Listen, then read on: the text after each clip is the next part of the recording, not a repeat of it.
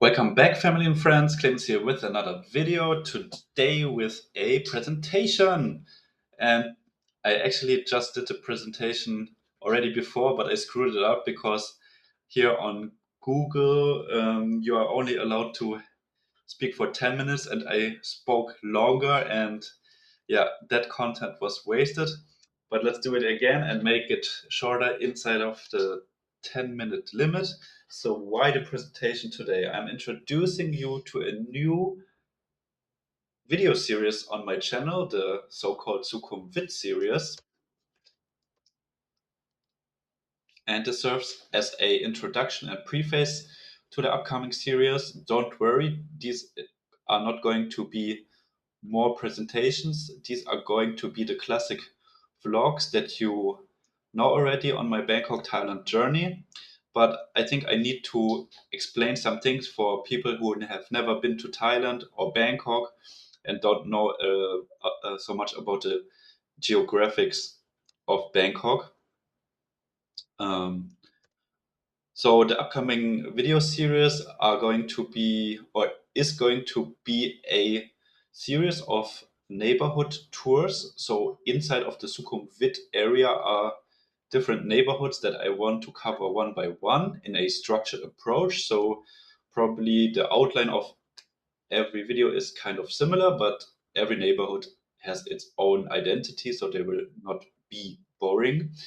And it's supposed to serve as a profile sharpening tool for my channel in the future, because at the moment, or until now, the videos were like a little bit more like random, following my life here in YouTube. But in order to give more value, I want to have this more structured approach, as a pilot, let's say. And yeah, I'm gonna explain some concepts, the why and how and what, around the Sukhumvit area. So I'm not gonna go in detail and not gonna tell you all the hidden gems in Sukhumvit series in this portfolio. That's what the neighborhood tours are about. So Sukhumvit district is a major central district in Bangkok along the so-called Sukhumvit Road, which is a 488-kilometer long main road starting in Bangkok, going eastwards up to the Cambodian border. So here's a rough overview about the different big or main districts of Bangkok. So outside here of the map, east would be everyone's arrival point, BKK Suvarnabhumi Airport. And here is Sukhumvit. What we are going to talk about is the Sukhumvit Road. Other areas are, for example, the historic center of Bangkok, including Chinatown, Siam, and Pratunam, and Silom and Sathorn, which is more like the financial center of Bangkok. Yeah, but we are gonna discover Sukhumvit. And why did I choose Sukhumvit? Why is it so relevant, in my opinion, for foreigners, for example, or tourists or residents or anyone? So it's because of this thing here. This cute thing is the so-called BTS Skytrain, stands for Bangkok Mass Transit System, which is kind of it's a train, and it commutes in the Sukhumvit area right in the center, but above the Sukhumvit Road on a viaduct. And it's the green line, and it is the green line, or you can also say Sukhumvit line, because it goes to Sukhumvit district. But there are also other BTS Skytrain lines, like the dark green Silom line, or the pink line, or the yellow line.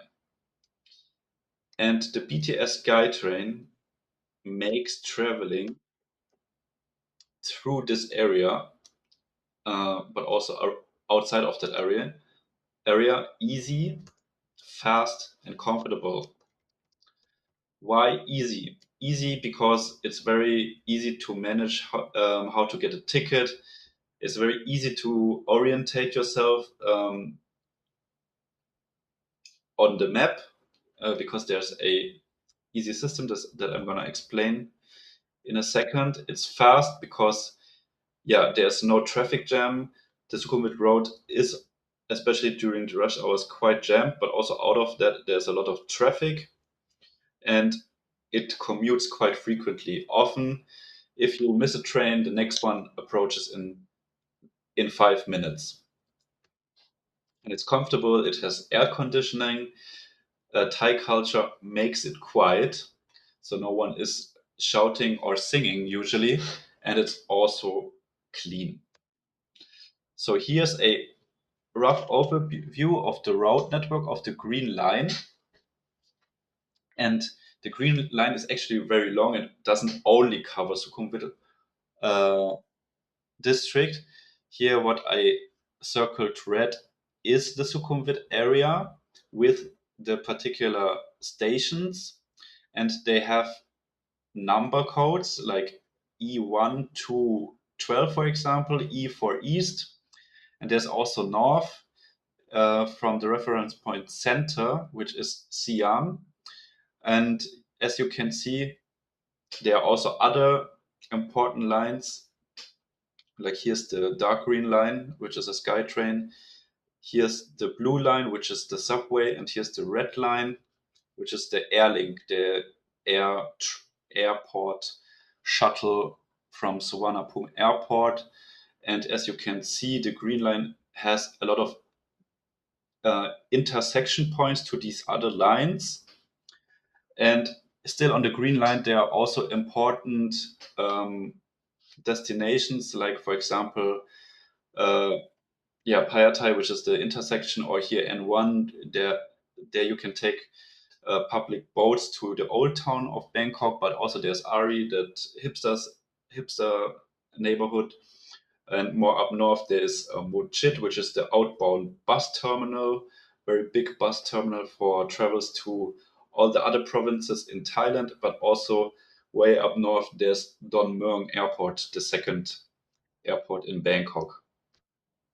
So and that makes Sukhumvit a main spot for traffic, business, shopping, tourism, living and lifestyle in general, and also grants easy access to other parts of Bangkok, including the airports, as I just mentioned. So, what to expect? A little outline of some neighborhoods in the Sukhumvit area. For example, Chitlom and Plum Chit are the luxury neighborhoods with luxury shopping malls and things like that. E3 Nana is a nightlife and red light district, but not only, but that is what it's famous for. Asok is the traffic hub because it's the intersection between Skytrain and the subway, but also hosts Benjakiti Park, probably the most beautiful park in Bangkok. Then there's Prompong with the adjacent high-end shopping malls, M Quartier. Tonglo and Ekamai are the hip and cosmopolitan neighborhoods in Bangkok. And then there are also other neighborhoods that we're going to cover that where many expats live, because it's a little bit more affordable, not only for expats, of course, also for Thai. And with that being said, I just want to briefly explain a little bit the rough street system in Bangkok or Thailand.